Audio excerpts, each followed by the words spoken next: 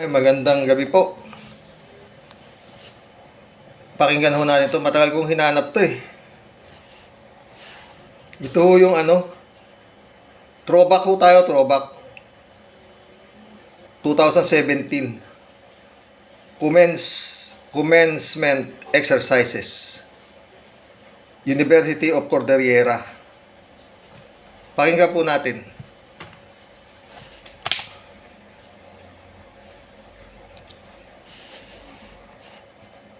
Before we go to the conferment of the Doctor of Laws honoris causa,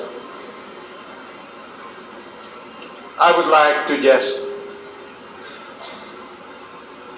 say something personal to all you graduates and to our Vice President. She has heard this before, but I needed to let you know. When the presidential campaign began 2 years ago, my youngest son, a 32-year-old lawyer who was already a director and chief of staff at the Governance Commission of the Office of the President, he works for government, came to my wife and me to tell me that he was resigning from his job. I said, why? He said, Dad, I'm going to volunteer as an unpaid worker in the campaign of Leni Robredo. Ano yung anak niya, no? May trabaho na, nag-resign pa para tumulong kay VP Robredo. So I said, why do you have to resign? He said, Dad, this is the most important election we will ever have.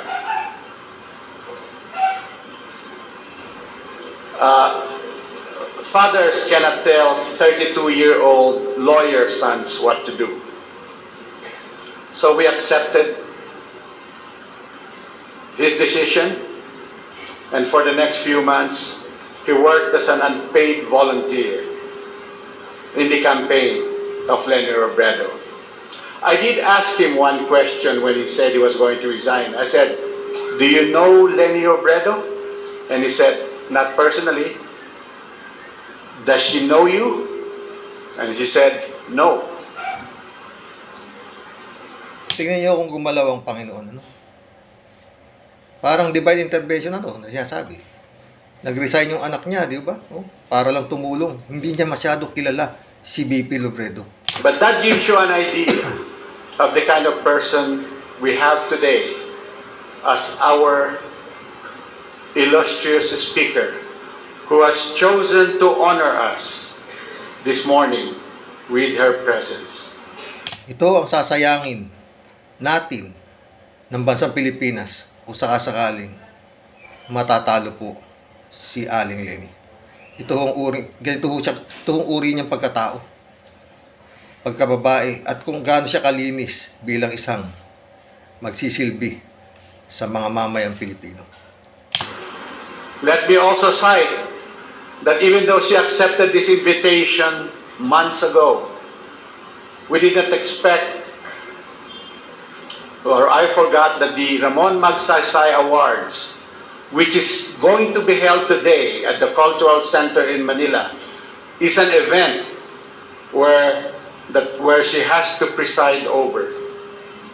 So, over a month ago, I sent her a message that said, Ma'am, we understand the importance of the Ramon Magsaysay Awards and your role, and that we can postpone your coming to Baguio at another time to speak before our graduates. She chose to come. And for that, we are grateful, Madam President. Madam Vice President. Nadulas pa siya. We are grateful, Madam President, Madam Vice President. Siguro talagang guhit ng palad ni Aling Leni ang maging Pangulo natin, mga Pilipino. She will have to leave after her talk because she has to rush back to Manila to be at the Cultural Center at 4 o'clock this afternoon.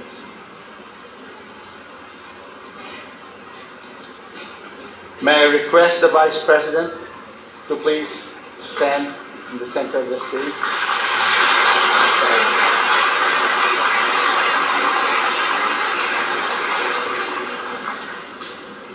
Conferment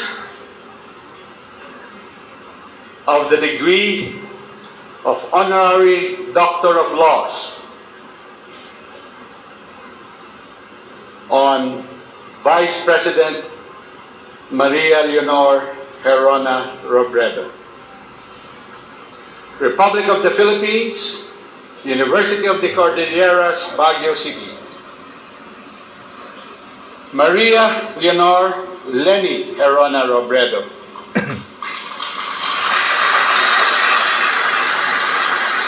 Through years of dedicated public service, has forged her image as a public servant to the masses. When she was pressured for having big shoes to fill, she slipped on a pair of humble chinelas slippers and continued the stride towards what we have now come to know as chinelas leadership. Anchored in the People First principle, she shared with her husband, the late Interior Secretary Jesse Robredo. She spoke for the underprivileged using the language of law. After passing the bar, she could have settled as an associate and probably eventual partner in any top private law firm in the country. But instead, she opted to join the public attorney's office to defend those whose voices are often silenced by poverty and lack of influence. As a public attorney, she made legal services available to the poorest people from distant rural areas through the alternative lawyers group called Sentro ng Alternatibang Lingap Panligan, otherwise known as Saligan. While representing them free of charge, she understood firsthand the struggles of marginalized sectors enough to identify key areas in dire need of improvement. Leni Robredo was part of the Saligan team that helped farmers from Tubilaw, Bukidnon acquire their own lands, ending a decade-long struggle in reclaiming their ancestral land. The 144 hectares accorded to the farmers who have been deprived of a better future and countless economic opportunities now have that opportunity to improve their lives, removing the shackles of poverty, of being enslaved by tilling lands they could never swear to call their own. With no inclination to enter politics, she could not deny the clamor of her people for a leader who will With no inclination to enter politics, ano? impose a revitalized image of genuine public service, an image they saw reflected perfectly by Leni Robredo.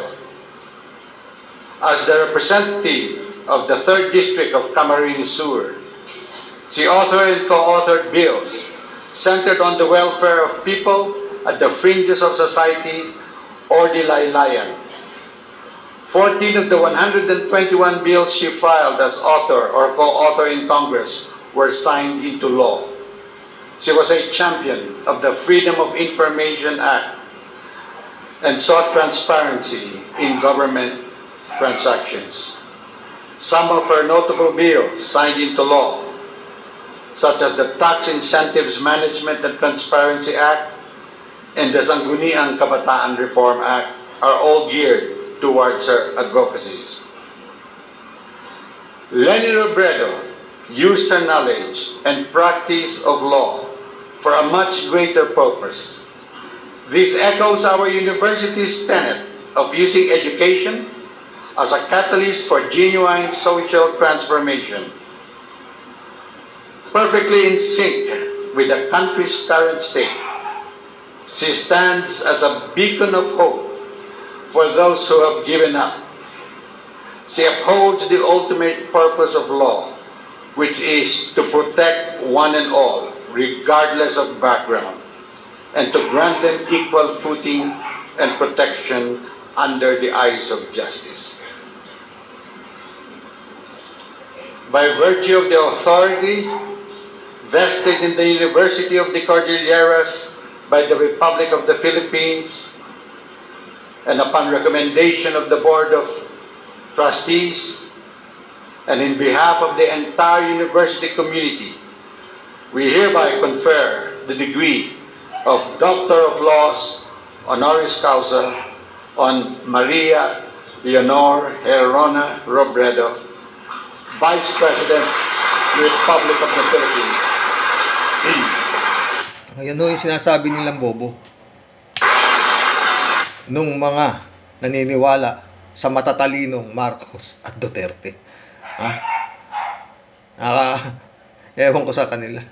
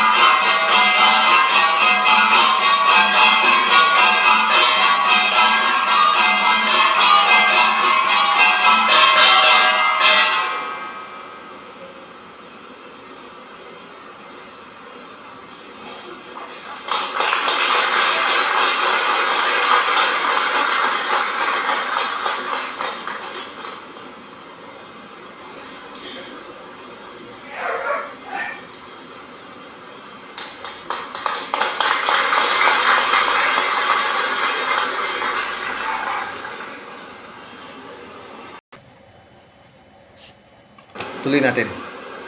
Tumawag si Brother Relly.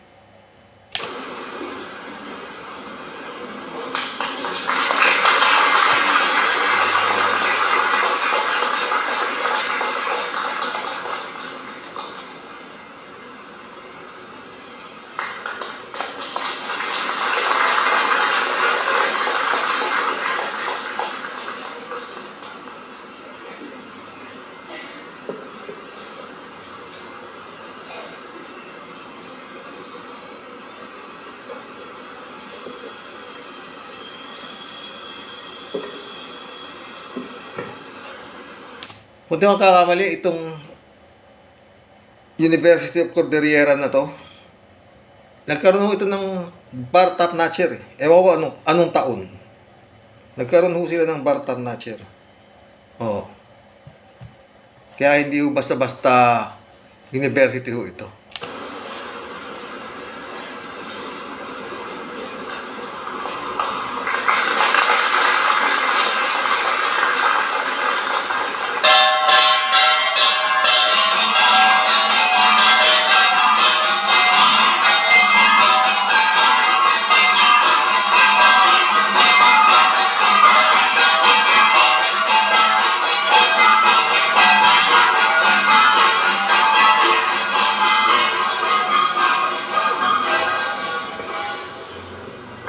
Thank you very much. Kindly take your seats. Chairman Jesus Salvosa and the members of the Board of Trustees, President Ray Salvosa, Yun, yung nagpakilala sa kanya, presidente pala ng Cordillera University. and other members of the Executive and Academic Council present, Dr. Steve Muncy, Executive Director of the Community. Mga friend naman, panghinayangan niyo po si Aling Leni. Mahirap po makakita ng ganitong mamumuno sa bansa natin. Mahirap. And Family Services International, faculty, non-teaching staff, alumni and parents present, my fellow graduates, honored guests, mga minamahal kong mga kababayan, magandang umaga sa inyong lahat. Thank you very much for inviting me to celebrate with you during this momentous occasion. Today marks the beginning of a new, exciting chapter in your lives, one that gives hope and brings great promise to our country's future. So congratulations, Batch 2017, for a job well done. Let me also express my deepest gratitude to the University of the Cordilleras for giving me the honorary degree of Doctor of Laws honoris causa. This is an honor and a Bobo yan. Para doon sa mga tanga. privilege, one that I will treasure and strive to always be worthy of. Dear students, before you move forward and part ways, take this moment to look back and be grateful to those who have accompanied you throughout this memorable journey. Remember your parents who worked very hard and sacrificed a lot to provide for your needs. This day belongs to them as well. Think of your peers and classmates who lifted your spirits when days got rough and extra challenging. Think of your teachers who guided you along the way. Look back at those sleepless nights, those countless readings. Ito po ba'y papalit nyo doon sa gumraduate sa Oxford? Mga friend naman. Hindi ho mahirap yan. Hindi ho mahirap isipin yan. Ang layo po, ang layo. And grueling exams. These are the hurdles that have shaped who you are today. You see, our world has rapidly changed since you first entered college. Today, in many parts of the globe, racism and gender discrimination continue to challenge our notions of human rights and equality. In many countries, populism is on the rise and democratic institutions are under attack. Terrorism has taken new form, using the internet to gain following and to recruit young members. Globalization has made it easier for people and information to cross borders. Here in the Philippines, hatred and violence have been steadily creeping into our national narrative. In extraordinary times such as this, we ask ourselves, what have we become as a nation? Is this who we are as a people? What can we do to turn things around? Nowadays, so many things are being hurled at the youth. Young people are being accused of being too comfortable and consumed with themselves. Many of you have bucket lists to complete, broken hearts to mend, and identity issues to grapple with. I know many of you ask, ano ba ang pwede kong gawin? I too have these moments of doubt and questioning. You see, I was very shy when I was your age. I was the type who refused to run for the student council or take part in school politics because I cannot imagine myself speaking before a huge crowd. In school plays, Siguro, ang paliwanag kung bakit kung minsan parang akala ninyo hindi ho siya sanay talagang mag-ngak-ngak ng sinabi naman niya, di ba?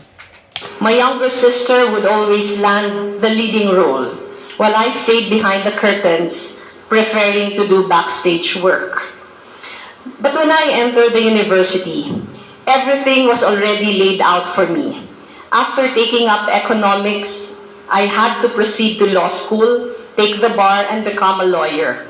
My father was a longtime judge, and being the eldest child in the family, it was only logical that I follow in his footsteps. I was duty-bound, but it was a future I openly embraced. But life took a most unexpected turn. During the years leading to the 1986 EDSA revolution, the whole UP system was caught up in the political difficulties of our time. We were not required to go to our classes, but it was necessary for us to know what was going on. I saw that period as our generation's call to action. We did not have Facebook Live or Twitter back then, but we never felt disconnected, especially from the social issues that plagued our nation. I eventually graduated in April of 1986, just 2 months after the EDSA revolution. I left UP with a fervent desire to take part in rebuilding our country. UP niyan pala siya. Hindi, mahina. Yung kalaban niya, Hawksford. Perhaps it was youthful idealism or just sheer excitement, but I felt I had an important role to play. So I decided to set aside law school for the moment and work in government. Why do I always go back to this story? Because in many ways, it was the political climate of those tumultuous years that shaped my own personal journey. It taught me that our rights and our freedom are worth dying for. It taught me that the youth has a powerful voice. It taught me that when it matters most, our people come together, and at the cost of personal safety and with much sacrifice, fight for the things that are good for our families and for our children. This is the Filipino that I got to know when I was young. The Filipino who will fight for freedom from oppression of all kinds, for the freedom to speak, even dissent, for the right to be considered innocent until proven guilty, and for the peace of mind that our streets are safe and that we can trust those who are tasked to keep us safe. Those events during my youth led me to where I am today, and to why I believe the Filipino people is worth every sacrifice.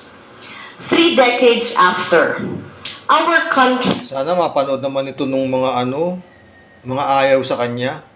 Baka magbago po ang inyong mga isip. Ha? Mga friend naman. Maawa ho kayo sa mga... Kaya sabi ko, kami, may edad na, paalis na kami. Yung mga bata, kailangan ho natin siya eh. Sa totoo lang, kailangan ho natin siya. Sa mga oras na to. Tignan ninyo, yung nangyari doon sa Nabagyo. Makiat si Duterte sa siya. Tinitignan niya kung ano nangyari. At yun nga, sabi yata, Lara Pera. is at crossroads once more. Hahanap pa raw ng pera si Digong. And like many of us years ago, your generation will also be at the fulcrum of the fight for our nation's future. Some of the things your generation will have to make a stand on have to do with the following. They say that democracy has failed our people because freedom has caused the poor to remain poor while the rich gained more. People from nations all over the world seem to be drowning in frustration and anger because of the neglect that those in power had shown to those who were left behind by progress. Perhaps It is time for change, they say. And so populism, protectionism, and nationalism started to gain support. I do not look down on that anger. I too believe that more attention could have been given to the last, the least, and the lost. But the question is, are we willing to give up our principles because of this? Are we really ready to throw our freedoms and our rights for change that goes against old-fashioned values of empathy and collaboration?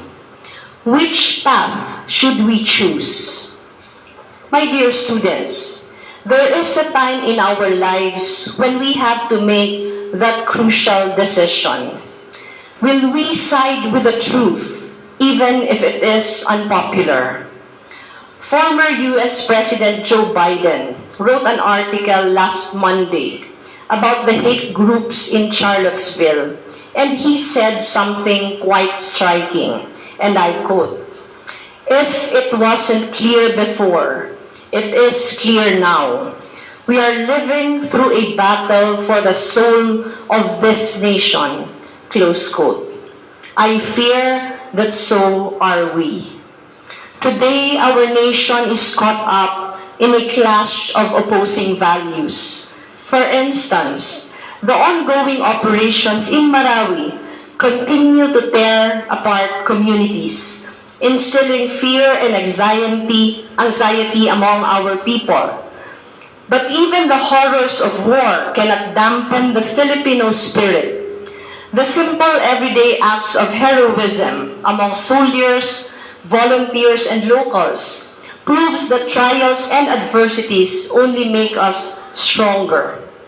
My dear graduates, the only way to stop this emerging culture of violence and impunity is to counter it with a culture of empathy. This is something I discovered during my days as an alternative lawyer for an NGO called Saligan. For more than 10 years, we would visit the farthest and most remote villages to provide free legal help to marginalized communities. We would eat and live with farmers, fisherfolk, rural women, and indigenous peoples. We would listen to their stories, personal accounts of how some of our laws have become instruments of discrimination and injustice. Genuine service demands that we always come from a place of understanding and empathy. Empathy gives voice to the weak and powerless. Empathy teaches us to listen and not to impose ourselves on others. Empathy translates into empowerment. It makes people dream and realize their full potential.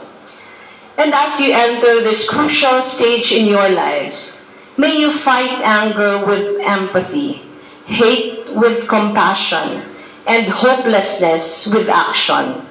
Stay true to your core, and you will be surprised how the darkest of times will reveal the light inside you. I know many of you here today have big plans for the future. Some of you may perhaps become doctors, lawyers, teachers, artists, public servants, and even CEOs of your own companies. When that time comes, I hope you will choose to go where you are most needed. The journey will be tough and harsh at times. Along the way, people will question your motives. They will laugh at your dreams and say that your ideas are too lofty. They will persuade you to take the easy way out. Do not conform. Do not be discouraged. Take that leap of faith. Manalig lang at magtiwala. As you leave the hallowed halls of this university and carve your own paths, I hope you will keep in mind the poor and the powerless. Our people need you, now more than ever. Remember that the task of creating a just and more humane society falls on everybody's shoulders. And there is so much that we can do if we can get everyone on board. So class of 2017, go forth and be living symbols of hope, especially for the last, the least, and the lost. Turn your ideas into tangible solutions, blaze trails, and create beautiful disruptions. The future of our nation rests in your hands. We are counting on you. Maraming salamat. Congratulations muli sa inyong lahat.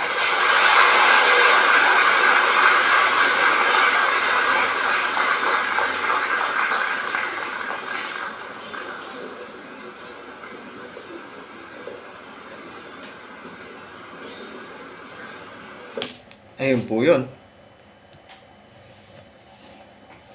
Yan ang kakapanghinayang kung sakasakaling madidisgrasya ng boto ng mga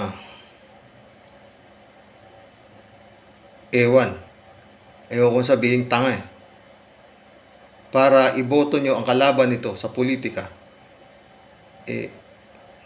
ayokong sabihin tanga kayo, no? Yun nga,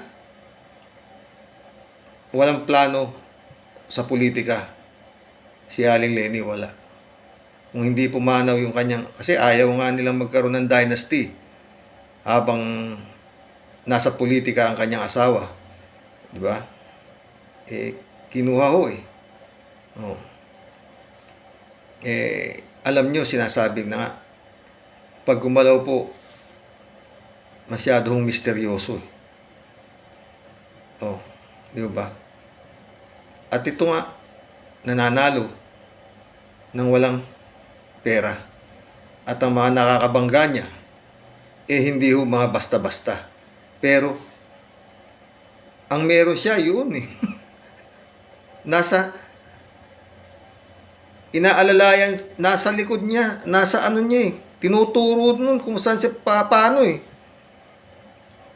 Iba ho si Lord Mantakin mo from 3 beses lang tumakbo, di ba? Congressman, congresswoman, tapos vice president na, presidente na. Hindi siya nag-2-termer, no? Hindi siya naging 3 takbo lang 3 malalaking hakbang na hindi basta-basta hakbang. Yun nga napagbintangan pa na nandaya nung nakaraang vice presidential race. Pero wala akong magagawa Nasa likod niya po ang Panginoon Ando dun siya na binabantayan siya Binabantayan siya. Ito na naman. Kung tutuusin nyo, nung mga panahon na yun, nung pwede yung nabaligtad ang desisyon, pero unanimous ang naging boto, na hindi ho siya nandaya. Hindi ho binigyan ng yung sinasabing divine intervention Baka ho, palagi ko meron pa po yun hanggang ngayon. Itong darating na eleksyon, meron pa po yan. Yan hong mga na yan, magliliwanag din po ang isip niyan, matagal pa naman. Habang padilim ng padilim ang nakikita lang hirap. Ayan, kagaya yan, nangyari doon. Sa mga nabagyo, grabe ho ang isinapit. Makyat to si Digong at tinignan kung ano nangyari sa kanila. At maghahanap daw siya ng pera. Yes, anong pera? Saan ang pera niya? Nandun sa Parmale, bilyon. Diba? Mga friend, ayan sayang po si Aling Leni. Si BP, sayang. Kung nandahil lang sa katangahan, mawawala po siya na hindi po siya makakapagsilbi Maliwanag po yan, maliwanag po yan. Kung yun lang ho yung bongbong, wala ho, malayo po eh, malayo po talaga eh. Oo. Para magsisigaw kayo eh. Oo. At maniwala kayo sa mga pinagsasabi nun. Diba? Yun nga lang income tax return lang, hindi pa nakapagbayad. 4 na taon, 82, 83, 84, 85. Iluluklok nyo, ipinagsisisigaw nyo. Ha? Naniniwala kayo? Pre naman. Oo. Hindi ko kailangan maraming utak dito para mamuni-muni ninyo. Oh. Ang nagugulantang ako talagang, pero hindi nga ako naniniwala dyan sa survey na yan. Hindi ho. Kaya ako to sa mga kasamahan ko Katoliko. Makinig po kayo sa mga nagagis na nating tawaging alagad ng Diyos. Mga pari po. Makinig po kayo sa kanila. Hindi ho sila pwedeng hindi magsalita. Dahil magiging isang kasalanan naman kung pababayaan nila ang kanilang mga nasasakupan na mahulog sa bangin ng kasinungalingan. Wag ho ninyong isara ang inyong tenga at isipan sa mga naririnig nyo. Ang tinitignan nyo lang, nakita ko naglalandian si parang artista, si Bongbong at itong si Sara na bagay, binabasa ko yung mga comments, talaga naman mababaliw ka sa katangahan. Ay, bagay sila, sweet sila, parang mga lang sila, naglalaro lang sila, mga ganun. Hindi ho oras ng paglalandian ngayon. Naghihirap ho Pilipinas. Sa pandemya, tapos may bagyo pa, tapos makikita mo naghaharutan si Bongbong sa si Sara. Oo. Pero tuwan-tuwa yung mga sa comments, oo. Kako, anong klaseng katangahan? Katangahan ho talaga eh. Maski anong silip ko eh.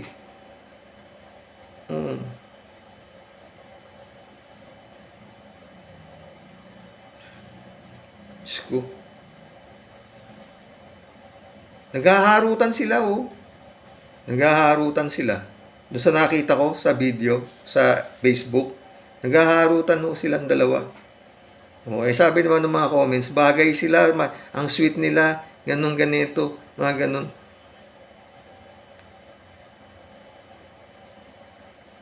Wala ho, sobrang daming tanga. Totoo. BBM Sara. Ayan ang inyong inaano.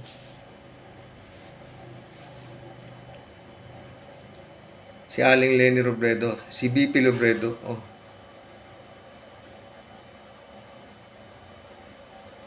Wala hong dynasty, matitino po ang pamilya, wala hong kurap na anak, wala hong anak na nakasawsaw sa politika upang mabuhay, wala po. Siya lang.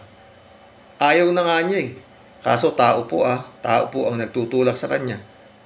At yun nga,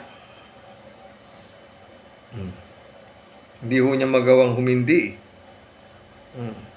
At yan pinakikita rin naman ng mga tao sa kanya.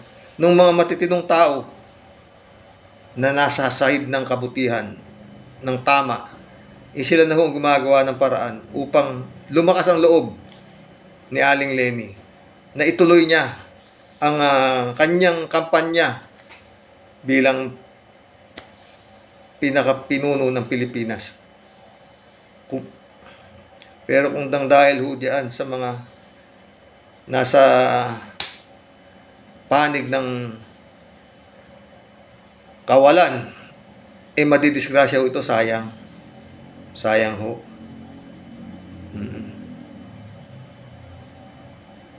Alam nyo, simple lang. Parang siguro, parang kagaya nung nangyari kay Jesus. Pinapili ang tao ni Ponce Pilato kung sino ang palalayain niya. Si Barabas na makasalanan o itong tao na ito na wala akong makitang bahid ng pagkakasala. Oh. Pinamili niya ho ang tao. Ang isinigaw ng mga bugok, yun hong mga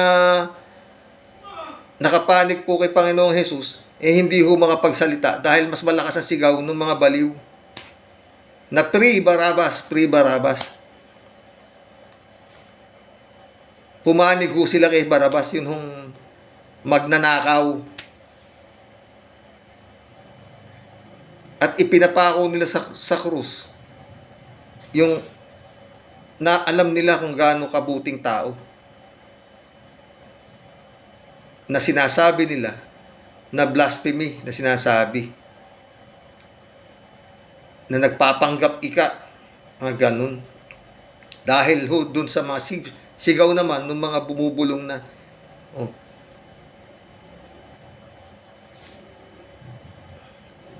kastiguhin talaga yung siya may mga trolls din nung araw, mga trolls na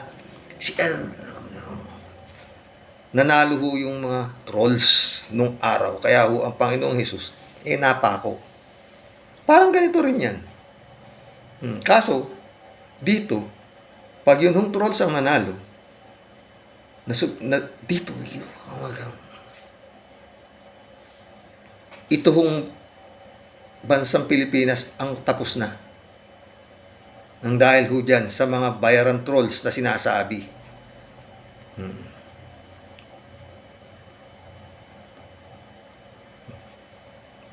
Mga magmuni-muni po tayo. Mag-isip po tayo, hindi ho mahirap ikumpara si BP Robredo dito sa bongbong na sinasabi nyo. Malayo po. Parang yun nga sinasabi ko. Parang yun nangyari kay Panginoong Jesus at si Barabas. Ang layo. Ang nakalaya si Barabas, nagtagumpay si Barabas dahil sa trolls. Ayaw ni Ponce Pilatong ipapako siya sa krus Kaya lahat ginawa niya para maisalba dahil nakikita niya matinong tao. Pero yung tao nga ho ang nagpasya ng naging kapalaran niya. Ganon din ito. Tayo ring mga tao ang maggagawa ng kapalaran natin sa darating na 2022 election. Ganito ho yan. Alam niyo naman ho dito, lahi nga sabi, di ba? Lahing magnanakaw. Dito, hindi naman ho nagnakaw. Ang sinisigaw ho ng tao yun, hong lahi nung magnanakaw, na pinalayas na ho natin sa matagal na di ba, we are the champion pa, ang sigawan.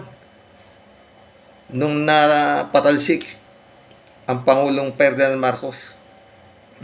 Kung hindi lang nasa gipsa ng mga Amerikano, napasok yung Malacanang, toda sila dun sa galit ng mga tao, ng mga panahon na yun. Na inakyat na ang bakod ng Malacanang, pinasok mismo ang loob ng palasyo. Wala na sila. Pero kung inabutan sila dun, ewan ko lang. Diba? Hanggang dito lang po. Salamat po sa mga, hindi naman po tayo nakapag-shoutout. Shoutout po sa mga dumaraming mga nagsusubscribe. Salamat po sa inyo. Yun lang po yun. Ilang araw na lang, birthday na ni Panginoong Jesus. Baka pag nadisgrasya si Manang Leni, baka ho magkaroon ho tayo ng 2 Pasko. Baka ho mahilingin na nitong spiritual advisor ni Digong na ideklara ng Pasko ang kanyang kaarawan. Meron din gagawin ding holiday ang kaarawan ni spiritual advisor. Ni Kibuloy, Diyos ko. Anong nangyayari sa mundo? Bagay. Kung ako lang, aalis na rin ako dito. Malapit na rin ako. Pero yung mga apo at lahat,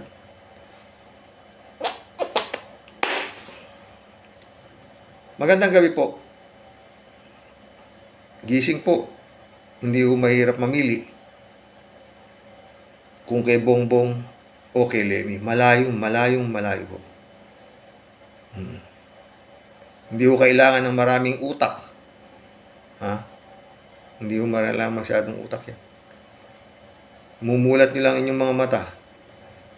Huwag ho kayong bumibilib doon sa pakyut. Ha? Ha? Hindi ho sila artista. Sila po ay aplikante bilang Pangulo at Pangalawang Pangulo ng Republika, ng ating kumpanya. Ha? Nanguuto lang ho sila eh. Utu-uto naman kayo, ganun ba? Magandang gabi po. God bless.